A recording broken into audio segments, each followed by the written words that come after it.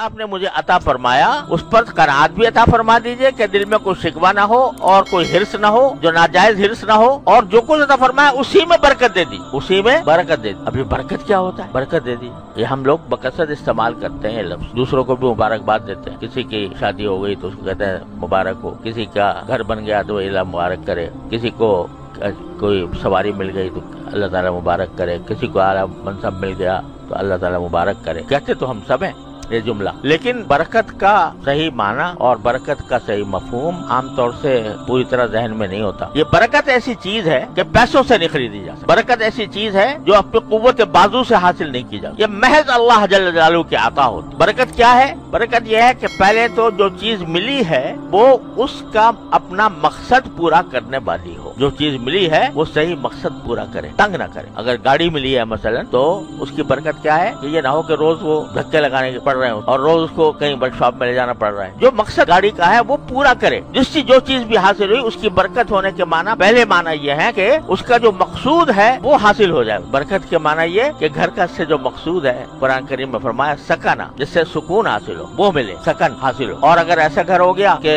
جو ہے تنگی ہے اس میں، یا آج کہیں سے پانی ٹپک رہا ہے، کل کو کہیں سے پانی ٹپک رہا ہے، کہیں سے کوئی گڑبڑ پیدا ہو گئی تو اس میں برکت نہیں ہوئی۔ تو برکت کا ایک معنی یہ ہے کہ جس کام کے لیے جو چیز وضع ہوئی ہے وہ پورا کام کرے۔ اب یہ برکت جو ہے نا یہ پیسوں سے نہیں آتی، خرید لائے اعلیٰ سے اعلیٰ چیز، شاندار کار خرید لائے، لیکن جو اس کا اصل فائدہ تھا وہ حاصل نہ ہو سکتا۔ دولت ہی لے لو، پیسہ، یہ پیسہ جو ہے بذات خود کوئی نفع پہنچانے والی چیز ہے، اس کو کھا سکتے ہو، اس کو پہن سکتے ہو۔ پیسہ جو ہے یہ تو کچھ اپنی ذات میں کوئی نفع پہنچانے والی چیز نہیں ہے، اس سے کوئی چیز خریدی جاتی ہے، اس سے کوئی راحت کی چیز حاصل کی جاتی ہے تو اس کا کچھ فائدہ ملتا ہے۔ اب پیسہ تو ہے اور روز آدمی اپنا بینک بیلنس چیک کر رہا ہے کہ میرے بینک بیلنس میں آج اتنے اضافہ ہو گیا، آج اتنا ہو گیا، آج اتنا ہو گیا۔ الذی جمع مالا وعددہ، قرآن شریف کہتا ہے کہ جو مال جمع کرے اور گنتا رہے، تو گنتی گن رہا ہے روز، لیکن گھر میں بیماریاں کھڑی ہوئی ہیں، پیسے گن رہا ہے روز اتنے بڑھ گئے اور معلوم ہوا کہ فلاں بیمار ہو گیا لہٰذا اسپتال لے کے جاؤ، وہاں پر اتنا پیسہ خرچ کر دیا۔ تو پیسہ تو ہے لیکن جس کام کے لیے آیا تھا کہ راحت ملے وہ راحت نہیں حاصل ہو رہی، برکت نہیں۔ آج کی دنیا گنتی پہ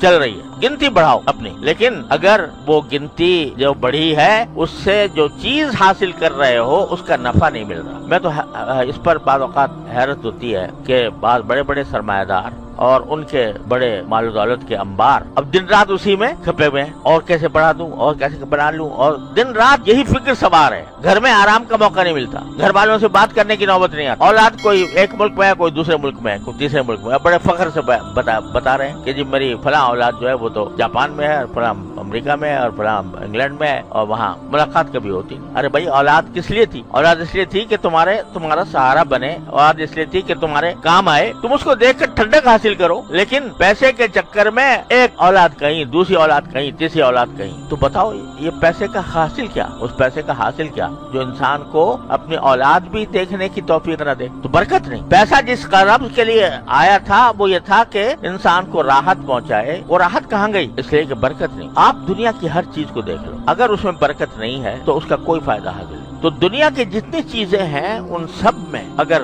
برکت ہے تو فائدہ دے گی، اور برکت نہیں ہے تو اعلیٰ سے اعلیٰ سامان بنا لو، کچھ فائدہ نہیں۔ میرے والد ماجد قدس اللہ تعالی سرہ فرمایا کرتے تھے کہ آج لوگوں نے اسباب راحت کا نام راحت رکھ لیا، اسباب راحت کا نام راحت رکھ لیا۔ جو راحت کے اسباب ہیں، بھائی گھر ہے، مکان ہے، اچھا ہے، بستر اچھا ہے، صوفے ہیں، اعلیٰ درجے کا بستر ہے، یہ اسباب ہے راحت، یہ بذات خود راحت نہیں، یہ اسباب ہے۔ اگر یہ ہو موجود اور راحت نہ ملے، کھانا ہے کھا نہیں سکتے، بستر ہے سو نہیں سکتے، تو راحت کہاں گئی؟ لوگ یہ سمجھ رہے ہیں کہ بھئی راحت کے اسباب جمع کرو جتنے ہو سکے، لیکن راحت وہ تو خالص اللہ جل جلالہ کی عطا ہے، وہ پیسوں سے نہیں خریدی جاتی، وہ کہیں سے اپنے قوت بازو کے ذریعے حاصل نہیں کر سکتے۔ اس لیے کہا جاتا ہے کہ اللہ برکت عطا کرے۔ تو ایک تو برکت کے معنی یہ ہے کہ جس مقصد کے لیے جو چیز ہے اس مقصد کا فائدہ دے، اور دوسرے برکت کے معنی یہ ہے کہ تھوڑی چیز میں بھی زیادہ چیز کا مقصد حاصل ہو جائے۔ ہے چیز تھوڑی لیکن اس کو اللہ تبارک و تعالیٰ اس تھوڑی چیز میں بھی اللہ تبارک و تعالیٰ اتنی راحت عطا فرماتے ہیں جو بہت ساری چیزوں کے اندر مل کے بھی حاصل نہیں ہوتی۔ یہ ایک مشاہدہ ہے کہ حلال کمائی کے اللہ تعالیٰ برکت ہے جو حلال طریقے سے حاصل، تو وہ تھوڑے میں بھی گزارا ہو جاتا، اور اگر अगर अल्लाह बचाए नाजायज तरीके इख्तियार किए गए, हराम तरीके इख्तियार किए गए, धोखाबाजी की गई, जो अपने फराइज है उनमें कोताही की गई, तो